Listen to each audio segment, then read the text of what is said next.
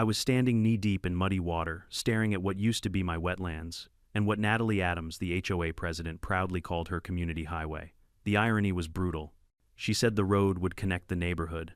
Instead, it connected every storm drain straight into my backyard. When I bought this land, I knew every cattail and cypress by name. It was protected ground, a living sponge that absorbed rain and sheltered wildlife. But to Natalie, it was wasted space. She wanted concrete, not conservation.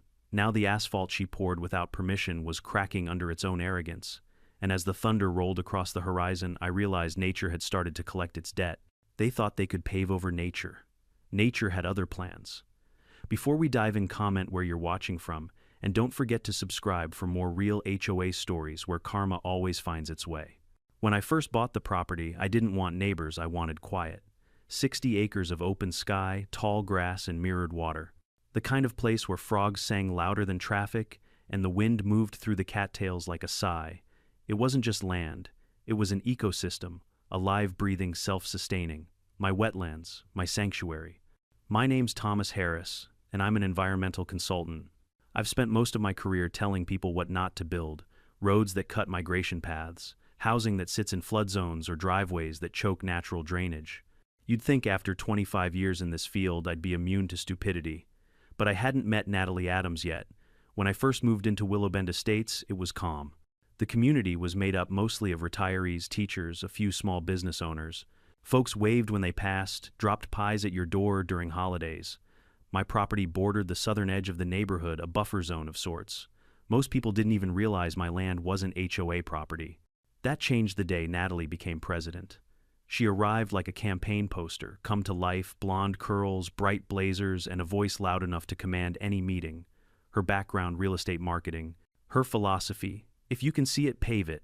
At her first HOA assembly, she stood before a crowd of polite residents in folding chairs and PowerPointed her dream into existence. Imagine, she said, a beautiful community access road cutting through that old swamp behind Thomas's property.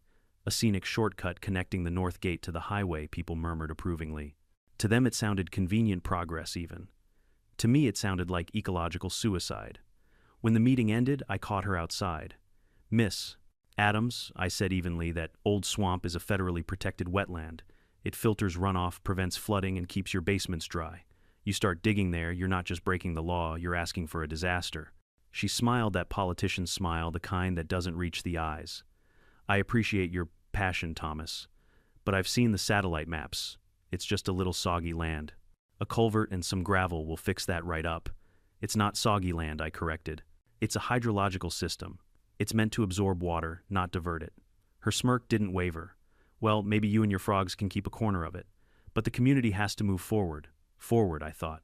Straight into the floodplain. The next few weeks passed quietly enough. I thought maybe she'd drop the idea once she realized how expensive and complicated federal permitting could be. You can't just dump concrete wherever you like, not with environmental oversight, not with protected species in the mix. But Natalie Adams wasn't the quitting type. It started with letters. Thin white envelopes from the HOA appearing in my mailbox every few days. "Notice of violation," they read. "Your vegetation exceeds acceptable height limits. Standing water may pose a mosquito hazard. Failure to maintain property appearance in accordance with community standards." I laughed out loud at first. How do you maintain a wetland mow? The herons chlorinate the frogs. But then came the fines: $100, $250, $500. Repeat violation, overgrown vegetation. I realized she wasn't just poking. She was building a case. I sent formal responses with attached maps, citing the Wetland Conservation Act, Section 404 of the Clean Water Act, and county zoning maps. I attached my professional license copies of my environmental survey, and even the Army Corps of Engineers documentation that labeled the area as protected flood retention land. I might as well have sent her a bedtime story. 2 weeks later, she called a special meeting to discuss infrastructure improvements. The room was full, curious neighbors, free donuts, a few city representatives. Natalie stood at the front like a CEO unveiling a new product. "Friends," she began, "we've all seen how dangerous that south exit is. The traffic, the blind, turn the delay for emergency vehicles. I propose we solve it once and for all with a new community access road right through that underused section of land." Underused. That was her favorite word for mine. Hands went up, some curious, some skeptical. "Won't that cost a lot?" someone asked. "Oh, not at all," she said, flashing that confident grin. My husband's company has offered to handle the construction at a discount. I raised my hand. Madam President, that land is not part of Willow Bend Estates. It's private property under federal protection. She turned to me with mock sympathy. Thomas, with all due respect, the HOA records show an easement zone right through that area. That's impossible, I said flatly. There's no easement. I checked the county recorder myself. Well, she shrugged. Maybe your files are outdated. Ours are more recent. I stepped forward, holding up my own stack of papers, the original deed survey maps and official wetlands certification. These are legal documents signed by the county engineer in 1982. You start digging, you'll be violating state and federal law. Laughter rippled through the room. Natalie let it linger before saying sweetly, Thomas, no one wants to harm your little pond. We're just talking about community progress. Don't make it personal. It becomes personal, I said when you bulldoze my land. Her smile froze for half a second before she regained her poise. Let's vote, shall we? Hands went up, mostly her allies, the ones she'd promised increased property values and better access. The motion passed in minutes. Natalie turned to me with a look of triumph. See democracy in action. I stared back. You just voted to break the law. She tilted her head. Then I guess the law will have to catch up. That night I sat at my kitchen table, surrounded by documents, half-drunk coffee, and a rising sense of dread. I dealt with ignorant clients before, but never with someone who thought ignorance was power. I could see where this was heading. The letters, the fines, the community project talk she was building, momentum getting residents emotionally invested. Once they saw bulldozers move, they'd never question whether it was legal. They'd just assume it was approved. And when the rains came, as they always did in late spring, all that gravel and concrete would trap the runoff instead of absorbing it. The water would back up. The culverts would overflow. The entire subdivision could become a lake. All because Natalie Adams thought nature was an inconvenience. 2 days later, a knock came at my door. It was old Bill, my neighbor of 20 years. Retired electrician, gruff voice, heart of gold. He stood there holding his baseball cap, mud on his boots. Tom, he said quietly, you better come take a look. He led me down the dirt path to the edge of the wetland. Fresh orange stakes dotted the ground survey markers. They were out here this morning, he said. 2 trucks, some guys in vests. Said they were with Adams Development Group. They pulled out your old marker posts, said the area's been rezoned. My stomach dropped. Rezoned by who? Bill spat on the ground. Didn't say. Just laughed when I asked. I stared at the stakes, glinting in the afternoon Sunday. The last time I saw those lines moved was when my father walked me through this land 40 years ago, showing where the marsh began and where the high ground ended. Now they were gone, replaced by fluorescent lies. I took a slow breath, fighting the heat rising in my chest. All right, I said quietly. If Natalie wants a road, she's about to learn how heavy paperwork can get. Bill grinned faintly. You're gonna make it ugly for her, ain't ya? No, I said, grabbing my camera bag from the truck. I'm gonna make it legal. He laughed low and gravelly. Same thing in her world. That night, I began documenting everything, every stake, every map, every letter. I set up trail cameras at the property line, logged timestamps, and marked GPS coordinates. The fight hadn't officially started yet, but the opening move was clear. And as I uploaded the footage, watching the blinking red light on the screen, I caught my reflection, tired eyes, clenched jaw, rain tapping against the window. In that moment, I knew one thing for certain. Natalie Adams had declared war on nature. And I was going to let nature fight back. It started quietly, the way most wars do, with paperwork. 3 weeks after the survey stakes appeared, I received my 3rd HOA violation notice. The reason this time, failure to maintain visual uniformity. Whatever that meant. The fine, $750. Natalie's signature stamped in blue ink like a declaration of dominance. I called the HOA office. A chipper voice answered Willow Bend Estates. This is Janet. This is Thomas Harris. I just received another violation notice. Oh, Mr. Harris, she said with mock sympathy. Yes, those are automatically generated. The board's been reviewing all properties bordering community land. Community land? I repeated slowly. You mean my land? There was a pause. Then carefully. Well, the new boundary survey does show an expanded easement zone. President Adams said she discussed it with you. I laughed dryly. She discussed it with my mailbox. And I hung up. That night I sat on my porch as dusk swallowed the marsh.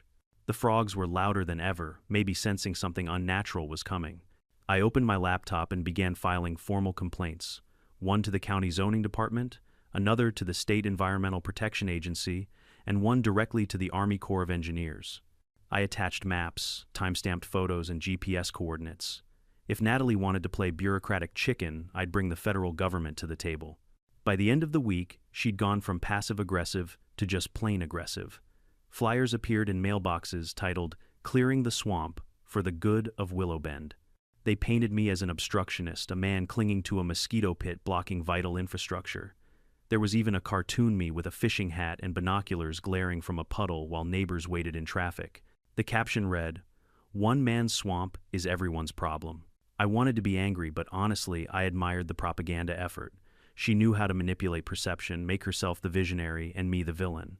At the next HOA meeting, I decided to attend. The community hall was packed. Some came for curiosity, others for free cookies. Natalie stood front and center, a slideshow already glowing behind her, aerial renderings of a gleaming new community connector road. "Good evening, everyone," she began, voice bright and polished. "I know there's been some confusion about our infrastructure project, so I'd like to clarify.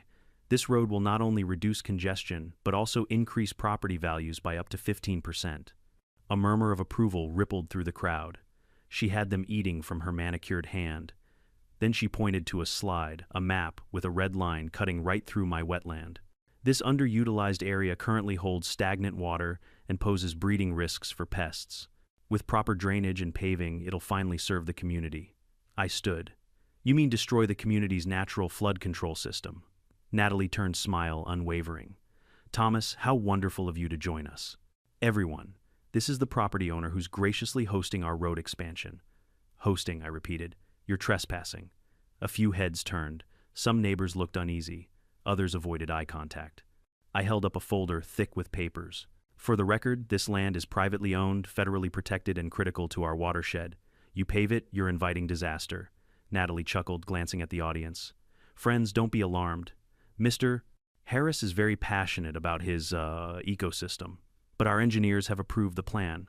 "Engineers?" I asked. "Plural. Of course," she said, waving toward the back. Two men in polo shirts and shiny boots nodded. "Certified contractors. They've built dozens of roads." "Contractors aren't environmental engineers," I shot back. "They're paid to build, not protect." Natalie stepped closer, her perfume cloying under the fluorescent lights. "Thomas, progress sometimes requires sacrifice. You'll see when this road is finished, the community will thank you." I locked eyes with her. "When it floods, they'll thank me." Her smile twitched. "You sound like a man rooting for disaster." "I'm a man predicting it." That was the turning point. The meeting dissolved into shouting supporters, clapping for Natalie, skeptics murmuring about fines, and me standing in the middle holding documents no one wanted to read. Finally, she slammed the gavel down. "Motion to approve Phase 1 of construction." Hands shot up. Majority. The gavel struck wood again. Motion passed. Just like that democracy bulldozed reason. The following morning, I woke to the grinding snarl of machinery. A bulldozer was parked 20 feet from my fence line, its blade already pressing into the soft mud. Workers in neon vests shouted over each other.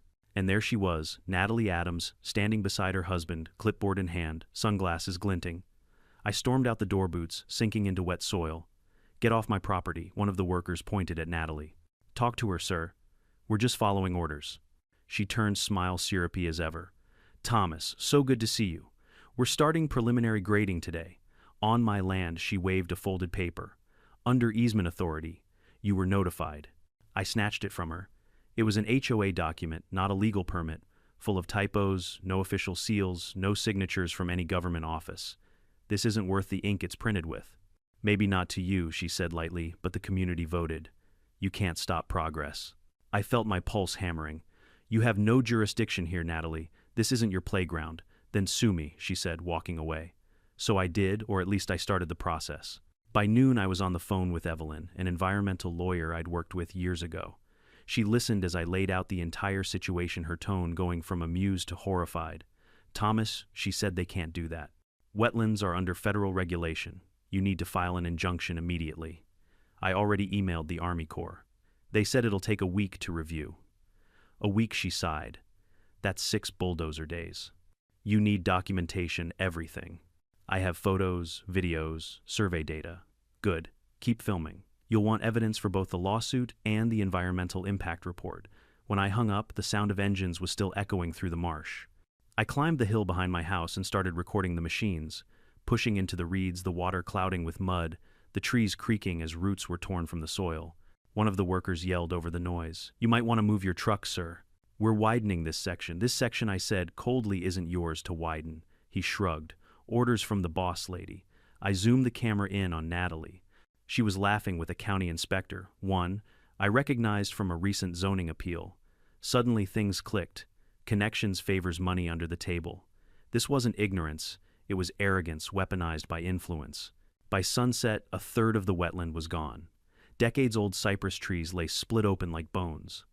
The natural drainage basin, the heart of the ecosystem, was filled with gravel and compacted dirt. I walked the perimeter with a flashlight, water sloshing at my ankles, and muttered to myself, "You're building a dam, Natalie, not a road." I planted new measuring stakes, each labeled with a date and water level. If the storm season went the way, forecasts predicted the data would speak louder than any courtroom argument. But as I returned home, I noticed something strange. The marsh's usual trickle of overflow had stopped completely. The new embankment was blocking the outflow channel, the natural escape route for rainwater. They just turned my land into a bathtub. That night I wrote in my notebook, "Day 1 of construction. Drainage obstructed. Natural flow severed. Expect water rise during next rainfall. HOA liable for all damages." I stared at the words until they blurred. I'd always believed that truth backed by evidence would prevail. But in Natalie's world, truth was just another speed bump. Still, I wasn't beaten. Not yet. Tomorrow, I'd file the injunction, contact the press, and send the footage to every environmental board in the state. Because if Natalie Adams wanted to build her empire on a swamp, I'd make sure the first storm would remind her exactly whose kingdom this was. The next morning, I woke up to the sound of engines rumbling across the wetlands like thunder rolling under the earth. For a second, I thought it was another storm forming early, until the beeping of heavy machinery cut through the air. I ran to the porch, coffee still in hand, and froze. They were back. 4 bulldozers, 2 dump trucks, and an excavator, all crawling over the marsh like yellow metal locusts. Workers in neon vests shouted instructions, pushing gravel and sand into what used to be a living ecosystem. The cattails that once swayed like sentinels were gone. The water was gone. The frogs, the herons, the dragonflies gone. At the center of it all stood Natalie Adams, arms crossed, wearing oversized sunglasses and a white hard hat that said HOA Infrastructure Lead. Her husband, Paul Adams, stood beside her, gesturing proudly toward a blue tarp marked with survey lines. I felt the air leave my lungs. I didn't even bother to grab a jacket, I just marched down the hill. "Get those trucks off my land," I shouted over the engines.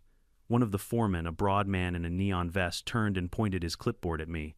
"Sir, you're trespassing on an active job site." "Trespassing? This is my property," I yelled, my voice shaking with disbelief. Natalie turned slowly, lowering her sunglasses. "Thomas," she said smoothly, like she was greeting an old friend at brunch, "you're interrupting official HOA work." "Official," I barked. "You're building on protected wetlands without a single permit. This isn't just illegal, it's insane." She smiled, too calm. "We have all the documentation we need." She held up a stack of printed papers. I snatched them from her hand. It was the same nonsense I'd seen before. HOA Infrastructure Initiative. No signatures, no county seals, nothing but a fancy header, and her own signature scrawled across the bottom. "You forged this," I said. "Strong accusation," she replied, folding her arms. "Maybe you should let the courts decide." I glared at the bulldozers. "You're destroying an ecosystem. Do you even understand what that means? This wetland absorbs over 50,000 gallons of floodwater per inch of rainfall. You're turning it into a bowl." "Thomas," she said sweetly, "you've made your point. But the board has voted. Democracy wins." I took a step closer. Democracy doesn't override federal law. Her smile didn't move, but her voice hardened. "You don't want to make this personal. It already is." I called the sheriff's office, my phone shaking in my hand. "This is an emergency," I said. "They're bulldozing my property, my protected wetlands." The dispatcher sighed like she'd heard it all before. "Is anyone in physical danger, sir?" "Yes," I snapped. "The environment." There was a pause. "So, no." Within 20 minutes, a county deputy rolled up. Deputy Harris, a guy I'd met a few times at local meetings. He stepped out of the cruiser looking more bored than alarmed. "What's going on here, Mr. Harris?" he asked, no relation. "They're trespassing," I said, pointing at the construction crew. "That's my land. They're filling a wetland. That's a federal violation." Natalie walked up, all smiles. "Deputy, so glad you're here. We're just working on an HOA-approved access road." He's been confused about the boundaries. Deputy Harris glanced between us, clearly uncomfortable. You got paperwork for this. She handed him the same forged documents. He flipped through them, frowned, then shrugged. Looks official enough to me. It's not, I shouted. Check the parcel map. Lot 27B is mine. I have the deed right here. I pulled it from my folder. He looked at it, scratched his head, then sighed. Sir, I'm not a surveyor. This sounds like a civil dispute. You'll have to take it to court. So you're not going to stop them, not unless someone's getting hurt. I laughed bitterly. You mean besides the entire neighborhood when this floods? He gave me a helpless look and walked back to his cruiser. Natalie turned to me with a smirk. See, the law's on my side. No, I said quietly. The law's just running late. That night, I worked until 2 a.m., filing emergency injunction requests to the State Department of Environmental Quality and the Army Corps of Engineers. Evelyn, my lawyer, called me on speakerphone. You've got the evidence right, she said. I've got everything, I replied. Photos, GPS, data, video footage. I even logged the water level drop. Good, she said. Keep documenting. The agencies move slow, but when they act, they hit hard. And Thomas, yeah, don't confront her again without a witness. People like Natalie, they'll twist your words into threats. I leaned back in my chair, exhaustion pressing down on me. She's already twisting the land. The following morning, I woke to the sound of chainsaws. By the time I reached the wetlands, the cypress trees, some over a century old, were gone. Their trunks lay in heaps, bleeding sap into the mud. The air smelled like wet sawdust and diesel. I filmed everything, narrating into the camera. Day 2. Illegal construction continues. Native vegetation destroyed. Natural drainage channel obstructed. A worker yelled, "Hey buddy, you can't film here." "I can when it's my land," I shot back. One of them, younger, nervous, muttered, "He's right though. The markers don't line up with the HOA line." The foreman snapped, "Shut it and keep digging."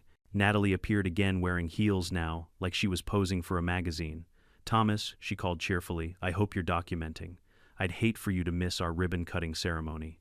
I glared at her. "When this road floods your house, I'll make you a plaque." She laughed. "You really think water scares me?" "No," I said. "You should be scared of gravity." By the end of the week, the wetlands looked like a war zone. The natural ponds were buried under 3 feet of gravel. The water table dropped nearly a foot. The herons stopped returning at dusk. And yet Natalie strutted around like a queen, waving to neighbors, boasting about the new access road. She even held a groundbreaking photo op, a few HOA members with golden shovels smiling as if they'd discovered electricity. The local paper printed it, "Willowbend HOA expands connectivity." I wanted to scream.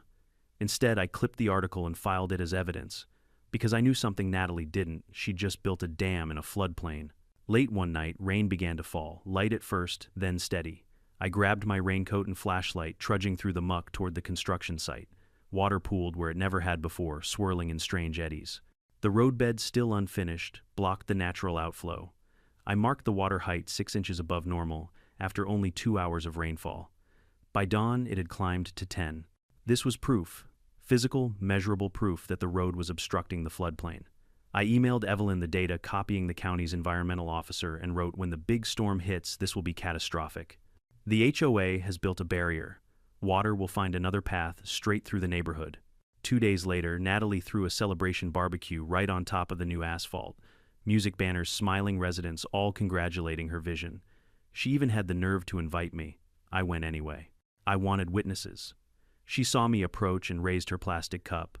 Thomas cared to toast to progress. I looked around at the people laughing and eating under the banner that read, "The future of Willowbend." "Sure," I said.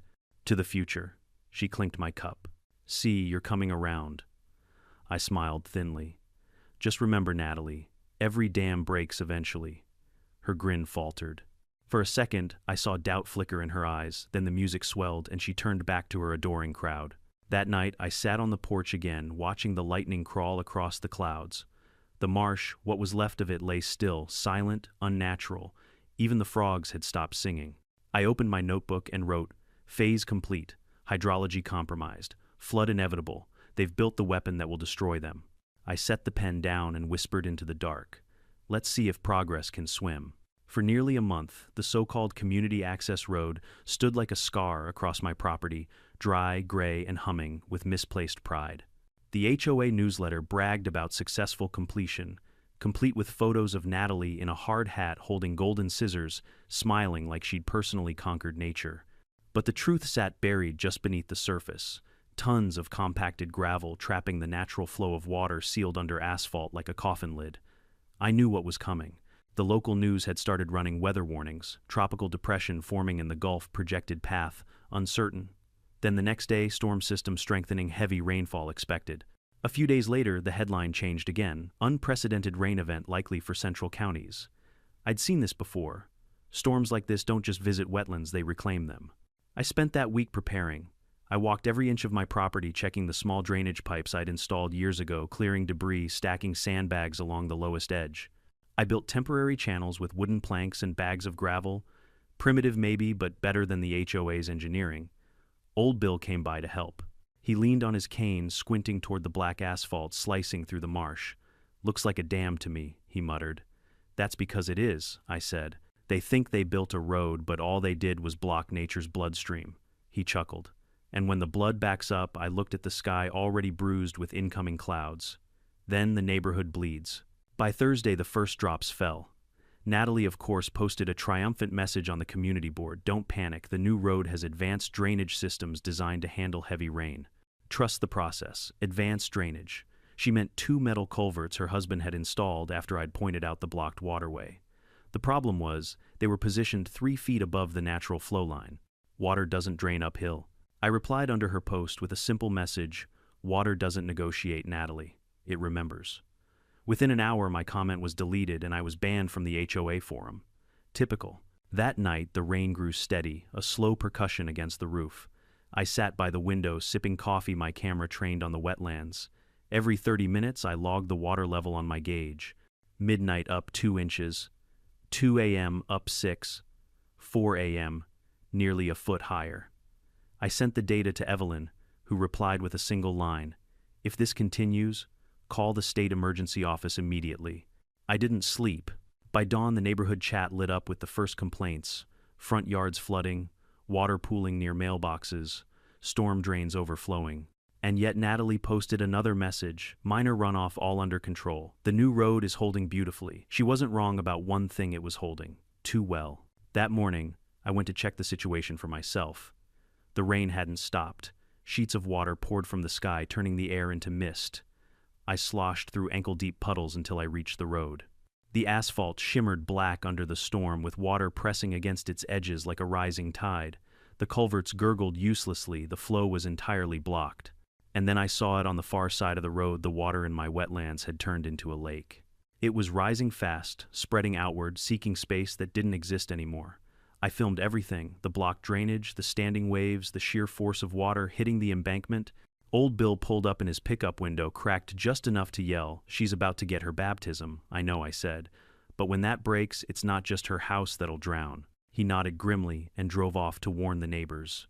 That afternoon, the sky went green, that sickly, unnatural shade that always comes before disaster. The local meteorologist's voice crackled through the radio: "Flash flood warning now, in effect for Willow Bend County. Estimated rainfall totals between 10 and 14 inches over the next 12 hours. I grabbed my waterproof drone case and launched it from the porch. From above, the picture was horrifying. The so-called access road cut through the landscape like a black levee. On one side, rising brown water. On the other, neat suburban lawns and shiny new homes sitting on slightly lower ground. The difference in elevation was maybe 2 feet. 2 feet that would decide who stayed dry and who didn't. I captured footage of the trapped water straining against the road's edge, waves lapping like fists on a door. And in that footage, I saw its small cracks forming in the asphalt near the midpoint. Pressure lines. The dam was holding, but it wouldn't for long. By 7 p.m., the power flickered twice and died. The neighborhood plunged into darkness, broken only by lightning flashing across the sky. Rain hammered the windows like gravel. I lit a lantern and checked the gauges again.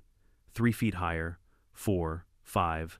The wetlands were now a full-blown reservoir, and the road was the only thing standing between the water and the rest of Willow Bend. My phone buzzed with a message from Evelyn Thomas, state agency: "Confirmed receipt of your complaint. They're sending inspectors next week." I laughed out loud. Next week. There might not be a neighborhood left by next week. At 9 p.m., there was a loud knock on my door. I opened it to find Deputy Harris soaked to the bone, flashlight in hand. "Mr. Harris," he said over the roar of rain, "we've got flooding all over the north end. HOA asked if you could open your drainage channels to help divert flow." I stared at him. They built a dam on my property, and now they want me to bail them out. He sighed. Look, I'm just passing the message. They say your land's higher, you might save a few homes. I stepped outside, water swirling around my boots. Deputy, if I open my drainage now, the entire pressure load hits at once. The moment that asphalt gives way, it'll hit like a tsunami. He frowned. You serious? Dead serious? You tell Natalie to evacuate everyone south of the road right now. He hesitated, torn between orders and reason. Finally, he nodded and jogged back to his cruiser. By 10 p.m., the rain became a roar. The wind howled through the trees, snapping branches. My drone feed showed water cresting the top of the asphalt, spilling tiny rivulets across its surface. The inevitable was seconds away. I started the camera, speaking to it like a confession day, 41 since construction began. The HOA ignored every warning. The water level has reached critical height. Any minute now, the barrier will fail. This is no longer a prediction, it's physics. A flash of lightning split the sky. Thunder cracked so violently the ground trembled. Then it happened. A low groan, like the earth itself exhaling. The asphalt buckled, then fractured, a jagged seam splitting open. Water erupted through the gap, tearing the road apart like paper. The dam burst. A wall of brown water surged forward, roaring down the slope into Willow Bend. Streetlights disappeared, one by one, as the flood consumed the neighborhood. I could hear screams, shouts, alarms, car horns blaring before being silenced by the rush. Through the rain, I saw a distant flash, a white SUV half-submerged, spinning as it was swept into the current. Natalie's SUV. She'd always said she wasn't afraid of water. I wondered if she was afraid now. By midnight, the storm had reached its peak. My house, built on slightly higher ground, stood surrounded by water but still dry inside. I watched through the window as the HOA clubhouse, the same one where Natalie had mocked me, crumbled under the pressure and washed away. Nature didn't roar in triumph, it just reclaimed what was hers. I sat down, soaking, wet heart pounding. The lights flickered once, twice, then went out completely. Outside, the flood swallowed Willow Bend whole. And, in the distance, under the endless thunder, I could almost hear Natalie's voice echoing from that first meeting. One man can't stop progress. Maybe not, but one storm just did. The sound that woke me wasn't thunder this time, it was silence. The kind that follows catastrophe, where the air itself holds its breath. Then, through the blackness, came the distant wail of sirens. I opened my front door and stared into a nightmare. What used to be a road was now a river. A muddy, violent torrent tearing through the heart of Willow Bend Estates. Streetlights flickered underwater like ghostly candles. Cars bobbed in the current like forgotten toys. Whole fences drifted by, tangled with branches and trash cans. The highway Natalie had built was gone, ripped open down the center, chunks of asphalt floating like broken ice sheets. Water poured through the breach with a fury I'd never seen before, the sound like an unending roar of collapsing earth. I pulled on my waders and stepped out into the flood. The rain still fell, but softer now, as if the storm had already won and was only cleaning up the mess. I waded through waist-deep water toward my truck, parked on the higher gravel. Its headlights reflected eerie patterns on the flood's surface. When I looked to the left, I could barely recognize the neighborhood. Houses that once looked identical, white siding, trimmed lawns, garden flags, were now dark silhouettes, half-submerged water curling over porches. Then I saw movement, a flashlight flickering from a second-story window across the street. Someone shouting for help. "Hey!" I called, voice hoarse. "Anyone in there?" A man leaned out the window, clutching a drenched blanket around his shoulders. "We can't get out," he yelled. "My wife's trapped in the back bedroom. The current between us was too strong." I grabbed a fallen fence plank and used it to push myself forward inch by inch until I reached his porch roof. I climbed up, panting, and peered through the open window. Inside the house was chaos, water swirling across the floor, furniture floating like dead fish. The woman was crying, clutching a soaked photo album. I helped them climb to the attic, cutting a vent hole in the ceiling with my pocket knife. The rain hit my face again as we emerged onto the roof. The man looked around, stunned. "I don't understand," he murmured. "They said the new road would protect us." I almost laughed. "That road trapped you. Below us, the destruction spread like ink." The flood followed gravity's call, rolling through the cul-de-sacs, lifting SUVs and mailboxes alike.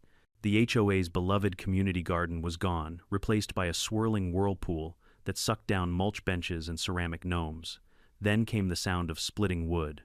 A house down the street, one of the newer builds, collapsed at the foundation, the entire structure tilting before the current claimed it. For a brief second, lightning illuminated the scene, and there, perched on her porch roof, clinging to a half-toppled column, was Natalie Adams. Her white blazer was soaked gray. Her hair clung to her face. Even from a distance, I could see the disbelief written all over her, the kind of shock that only comes when arrogance meets physics. She was screaming something, but the wind drowned it out. I yelled across the flood. "You still think it's just a puddle, Natalie?" Her voice cracked. "Thomas, help me." I wanted to say no. Every part of me wanted to turn my back and let karma finish the job.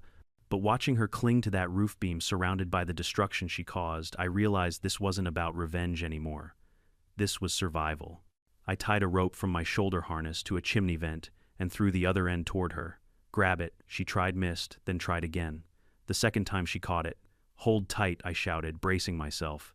The current was pulling her house apart piece by piece. I pulled until my arms burned. Slowly, painfully, she crossed the current, half swimming, half crawling. When she reached my roof, she collapsed beside me, gasping. We sat in silence for a long time, just watching her kingdom sink beneath the flood. "I warned you," I said, finally, voice flat. She didn't answer at first. Her mascara streaked like black rivers down her face. I thought the engineers." "You mean your husband?" I snapped. "He's a contractor, Natalie. He builds driveways, not dams."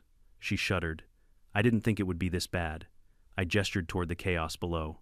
"That's the thing about nature. It doesn't care what you think."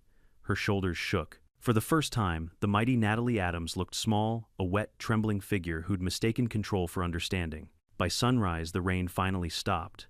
The storm clouds retreated east, leaving behind a silence broken only by dripping water and distant sirens. The floodwaters were already receding, slowly, unevenly, carving new channels where lawns used to be. My wetlands, which had once been dismissed as useless swamp, now shimmered like a mirror in the morning light, still intact, still absorbing. The rest of Willow Bend wasn't so lucky. The drone footage I took that morning was surreal. The main road collapsed into two giant craters. The HOA clubhouse, once Natalie's pride, was reduced to matchsticks. Half the homes near the lower cul-de-sac were uninhabitable. Cars lay piled like driftwood at the community entrance. When emergency services finally reached us by boat, they found Natalie sitting on my porch steps wrapped in a blanket. She didn't speak when the rescuers asked questions. She just stared at the broken horizon. One of the rescuers, a young firefighter, turned to me. "What happened here, sir?" I looked at the twisted asphalt behind him. "They built a highway through a wetland." He blinked. "That's not allowed." "Exactly," I said. Over the next few days, the scale of destruction became national news. Helicopters circled overhead cameras capturing the drowned suburb. Reporters stood knee-deep in muddy water, reciting the same lines.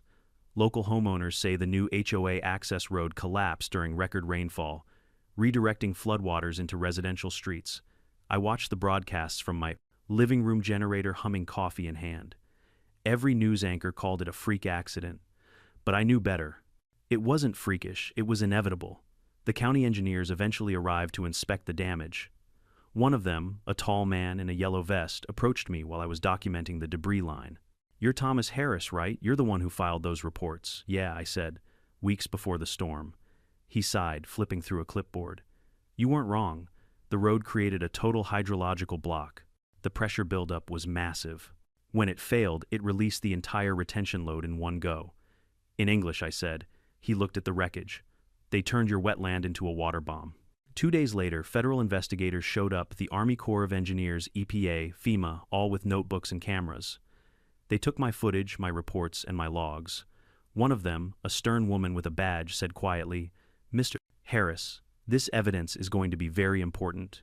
Whoever approved this construction will face serious consequences." I looked toward what was left of Natalie's house, half collapsed, surrounded by police tape. She was sitting outside with a clipboard of her own, trying to explain herself to a pair of reporters. From where I stood, I could hear her voice trembling as she said, "We were just trying to help the community. We didn't know." I almost felt sorry for her. Almost. That night, the floodwaters finally drained completely. I walked the perimeter of my property under the pale moonlight. The wetlands had survived, scarred but alive. The reeds were bent, the mud deep, but the water was flowing again, free and steady. I knelt by the old bridge and dipped my hand into the cool, dark current. "You held the line," I whispered. "You always do." Behind me, the ruined neighborhood stretched like a warning, roofs, caved mailboxes, twisted, and silence heavy as guilt. Nature hadn't just punished them, it had taught them. And as for me, I realized something else. I didn't need revenge. I had reality. The water had done what I never could. It forced everyone to see the truth. When I finally went inside the news, Anchor's voice echoed faintly from the radio. Officials have confirmed that unauthorized construction by the Willow Bend HOA contributed to catastrophic flooding. Multiple lawsuits are expected. I smiled for the first time in weeks. Karma, it turned out, had perfect timing. When the rain finally stopped, Willow Bend Estates looked like a war zone. The drone footage that once showed perfect rows of homes and trimmed lawns now revealed a shattered grid of mud debris and silence. The HOA highway was completely gone, a gaping wound through the landscape torn open from end to end. The asphalt lay in twisted chunks, some lodged in tree branches, others piled at odd angles like broken bones. The air smelled of wet earth, diesel, and loss. I stood at the edge of the wreckage that morning, my boots sinking into sludge, notebook in hand. Every few feet I took a photo, measured, logged. Documentation had become second nature by now, part habit, part therapy. But this time, I wasn't doing it for myself. I was doing it for everyone who had refused to listen until it was too late. The storm had made its own argument, and nature had signed it in floodwater. 2 days after the flood, county engineers arrived in bright orange jackets, setting up temporary fences and surveying the damage. The lead engineer, a tall woman named Marianne Cho, approached me while I was taking water samples near the destroyed culvert. "You're Thomas Harris, right?" she asked, flipping through a clipboard filled with printouts. "You're the one who filed the wetland complaints." I nodded. "Filed, documented, begged, take your pick." She exhaled sharply. "I've read your reports. You were right about everything. The road they built acted as a containment barrier. Once the water breached, it multiplied the discharge velocity. It's one of the worst design failures I've ever seen." "I wouldn't call it a design failure," I said, watching a frog hop back toward the slowly refilling marsh. "More like arrogance in asphalt form." She almost smiled. "That's going in my report." By evening, the county had cordoned off half the neighborhood. News vans lined the remaining dry street, their satellite dishes pointed skyward like flowers reaching for light. Journalists in rain boots trudged through the mud, narrating their segments about an HOA project gone wrong. One camera crew approached me as I was loading my drone gear into the truck. "Mr. Harris," a reporter called out, "you're the environmental consultant who warned them right." I hesitated. I didn't want to turn this into a performance. But I also knew silence had gotten us here in the first place. "That's right," I said. "Can you tell our viewers what went wrong?" I looked straight into the camera. They built a highway through a wetland. The HOA ignored environmental law, basic hydrology, and common sense. I told them it would flood. They called me a doomsayer. Turns out I was optimistic. The clip aired that night, and by morning it had gone viral. Within 48 hours, the story exploded across national media. Headlines screamed, "HOA highway causes catastrophic flood, homeowners demand answers." Willow Bend president accused of forging permits. Nature fights back, one man's warning ignored. Natalie Adams became a household name for all the wrong reasons.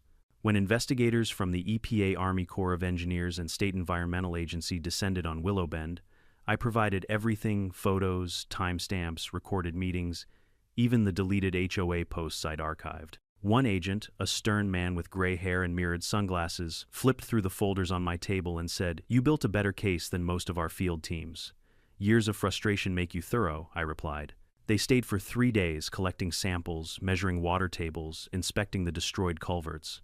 When they left, the verdict was clear: multiple violations, falsified zoning maps, illegal land alteration, destruction of federally protected wetlands, and obstruction of natural flood channels. The fines alone totaled $1.2 million. But that wasn't the real punishment. The HOA's insurance company announced it would refuse all coverage, citing illegal construction and gross negligence. The board panicked. Members began turning on each other. I heard snippets from the chaos, angry phone calls, threats, resignations, and at the center of it all was Natalie. She tried to spin the narrative, claimed her husband had handled the paperwork, claimed the storm was a once-in-a-century event no one could predict. But the evidence didn't lie. My drone footage showed her standing at the site directing workers. My recordings from the HOA meeting captured her dismissing the warnings. When the county attorney filed charges, fraud, forgery, and reckless endangerment, I wasn't surprised. What did surprise me was how fast her supporters vanished. The same neighbors who once cheered her progress now marched to her house demanding refunds, shouting through the mud-caked streets. Someone even spray-painted Nature One across her garage door. Within a week, she and her husband filed for bankruptcy. One morning, about a month after the flood, I was sitting on my porch repairing a water sensor when a familiar car pulled into the driveway, a county vehicle. Deputy Harris stepped out, looking sheepish. "Morning, Tom," he said. I gave him a nod. "Morning, Deputy. You here to find me for having too much grass again?" He chuckled awkwardly. "Not this time. I just wanted to apologize for what," he rubbed the back of his neck. "When you called that day, when they were bulldozing, I should have done more. I could have pushed harder, gotten the county surveyors out here sooner. I didn't think it'd end like this." I studied him for a moment, then said quietly, "Nobody ever thinks it will, until it does."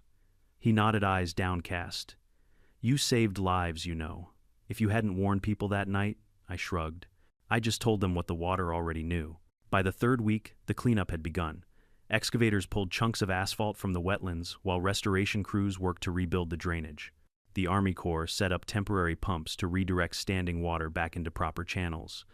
It was strange, watching people fix the thing I'd spent months trying to protect from being broken. Evelyn, my lawyer, visited the site one afternoon. "You're practically a local legend now," she said, smiling faintly. "The wetland guy who took down an HOA?" "Not exactly the title I wanted," I said. "Maybe not, but you've given people a playbook. Every property owner fighting overreach is quoting your case. You'll be cited in environmental law textbooks."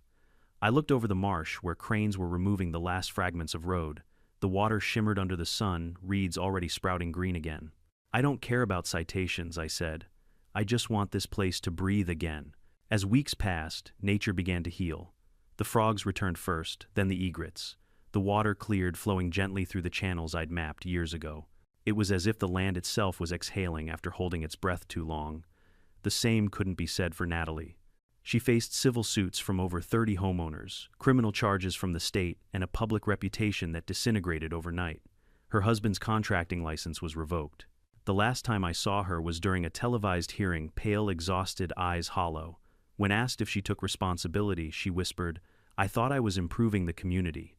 The judge replied coldly, "You destroyed it." A few weeks later, a journalist visited me for a follow-up interview. She asked, "If you could say one thing to Natalie Adams now, what would it be?" I thought for a long moment, watching a heron glide over the restored marsh. "I'd tell her that progress without respect isn't progress at all," I said finally. "It's vandalism," with a smile. She wrote that down word for word. By early summer, the lawsuits wrapped up. The HOA was dissolved, entirely replaced by a community association focused on environmental stewardship. The new bylaws required unanimous consent for any construction affecting natural land. They offered me a position on the new board. I declined. "I don't want to run anything," I said. "I just want the frogs to keep singing." One evening after the crews left and the sun dipped low, I walked the same trail where the highway once cut through. Grass was already sprouting through the mud. Water trickled where asphalt had choked it before. I stopped where Natalie had once posed for her ribbon-cutting photo, now just a patch of soft ground and reeds. The silence was peaceful again. And for the first time in months, I felt something close to forgiveness, not for her, but for myself. The fight was over. The water had spoken. 6 months later, the wetlands were alive again. The morning sun shimmered off the water like glass, and the reeds that had once been crushed under dump trucks now swayed gently in the breeze. The frogs had returned, loud, unapologetic, reclaiming their chorus. It was hard to believe that half a year ago this place had been ground zero for the worst flood in county history. Willow Bend Estates, once a picture-perfect suburban community, now stood as a monument to hubris. Empty lots where houses once stood were being sold off to cover damages. The HOA had officially dissolved after the bankruptcy ruling. The county placed what was left of the organization under state supervision pending a full audit, the kind that digs up more than finances. I walked the same trail every morning, coffee thermos in one hand, drone controller in the other. Each flight recorded the slow healing of the land, the widening stream, the re-emerging cattails, the soft return of wildlife. Watching nature mend itself was better than any courtroom verdict could ever be. But there had been verdicts. The state attorney general had filed multiple criminal counts against Natalie Adams and her husband Paul: fraud, falsification of permits, reckless endangerment, and environmental destruction. The hearings stretched on for months, televised and dissected by pundits who alternated between outrage and disbelief. I attended the final sentencing in person. Not for vengeance, I wanted closure. The courtroom was packed, murmurs echoing under the high ceiling. Natalie looked nothing like the immaculate HOA president. I remembered her blonde curls had dulled to gray, her face pale and drawn. When the judge read the findings, she stared straight ahead, jaw tight. The defendants, Natalie and Paul Adams, are found guilty of multiple violations under the Wetlands Protection Act and Environmental Code 13 amperes. You are hereby sentenced to 18 months of probation community service, totaling 800 hours restitution of $1, $2 million to affected homeowners, and a personal fine of $150,000. The courtroom buzzed. Some gasped at the leniency, others whispered about the financial ruin that awaited her anyway. I just exhaled. The judge continued, "You will also be barred from holding any leadership position in a registered community association or real estate project for the next 10 years. That last line almost made me smile. When court adjourned, she looked up at me across the aisle. For a split second, our eyes met. She mouthed something, maybe, "I'm sorry, maybe, why me?" I couldn't tell. I nodded once, then turned and walked out. Some debts are beyond words. Back in Willow Bend, cleanup had become community therapy. The county converted the destroyed highway into an official wetland restoration zone funded partly by state grants and, ironically, Natalie's restitution. They even hired me as a consultant. The new project wasn't about paving or profit. It was about rebuilding the natural floodplain, correctly shallow retention basins, native vegetation, permeable trails. No more asphalt.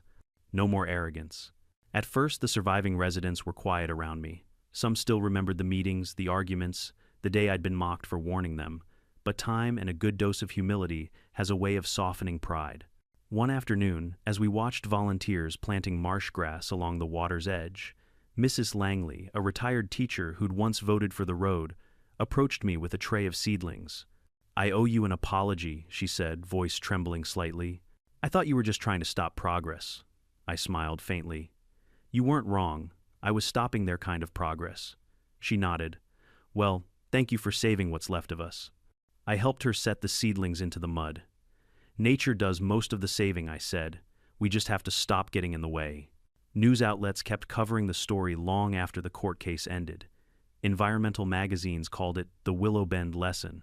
Documentaries featured drone footage of the destroyed neighborhood juxtaposed with the thriving wetland today. Students from nearby universities came to study the recovery process. One article headline made me chuckle, "The man who let nature win." I didn't correct them. It wasn't me who won, it was the land. Even so, speaking invitations started pouring in. Town halls, environmental panels, local TV interviews. At first, I declined most of them. Talking about it felt like reopening an old wound. But Evelyn, my lawyer and by now close friend, convinced me otherwise. "Thomas," she said, "one afternoon over lunch, you're not just a witness anymore. You're an example. People need to know that standing your ground matters, even when it's just mud and reeds." She was right. So I started speaking not about revenge, but about respect. I told audiences about how fragile the balance is between land and law, how one bad decision in a boardroom can unravel an entire ecosystem. People listened. Some cried. Some laughed when I told them how an HOA once tried to fine me for unmaintained vegetation. Turns out I'd say that unmaintained vegetation saved an entire county from washing off the map. By autumn, the wetland was fully restored. The new community association, smaller, humbler, invited me to their first meeting. No PowerPoints, no slogans about progress. Just a handful of residents sitting in a circle in the rebuilt community hall, drinking coffee and planning how to care for the land together. The new president, Alice Monroe, was a biologist from the local college. Her first words set the tone, "We're not building roads anymore, we're building responsibility." I raised my mug to that. Weeks later, I got a letter in the mail, handwritten, no return address. The penmanship was shaky but familiar. "Thomas, I wanted to say I'm sorry. For everything.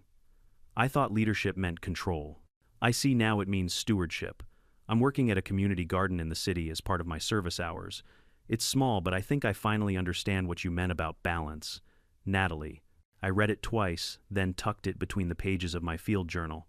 I didn't respond. Not because I was bitter, but because some apologies are complete in their silence. On the one-year anniversary of the flood, the county held a small memorial. Neighbors gathered at the edge of the restored marsh, laying flowers for what was lost, homes, possessions, illusions of control. When it was my turn to speak, I looked out at the still water and said, 16 months ago, people called this land useless. They said it was wasted space, something to pave over. But when everything fell apart, this place held the line. Nature doesn't take sides. it only responds. The real question is whether we're willing to listen. The crowd stood quietly, some holding hands, others nodding. The air smelled of wet earth and new beginnings. Later that evening, as the sun dipped below the horizon, I walked the boardwalk that stretched across the heart of the wetland, built from recycled wood, low-impact, eco-certified. A heron glided overhead, wings wide, effortless. I stopped halfway, letting the breeze ripple through my shirt. The water below reflected the sky gold melting into blue. This was the same place where Natalie's highway had once stood, gleaming and arrogant. Now, it was a sanctuary again. And I realized something: the flood hadn't just washed away concrete and property lines, it had washed away illusions. Standing there, I thought of my father, who taught me how to read the land. The earth remembers, he used to say. You mistreat it, it'll remind you. You nurture it, it'll return the favor. He'd been right all along. I took a deep breath and smiled to myself. The fight was over. Justice had come, not through anger or courts, but through balance restored. The wetlands didn't need vengeance. They just needed time and a little space to breathe. And so did I. In the end, what happened in Willow Bend wasn't just about floods or property lines, it was about humility. We live in a world that teaches us to conquer, to control, to pave over anything that slows us down. But sometimes the strongest act of creation is restraint. The wetlands reminded me that nature is never the enemy our ignorance is. Every law ignored, every shortcut taken carries a cost. And when that bill comes due, no amount of concrete can hold it back. If there's one lesson I hope people take from this, it's this: progress without respect will always collapse under its own weight, so build wisely. Question arrogance. Protect what protects you, even when others don't understand. Because someday when the storm comes, you'll be glad you listened to the land. If you believe nature deserves a voice, and justice can flow like water, leave a comment below, and don't forget to subscribe for more true HOA stories where karma meets consequence.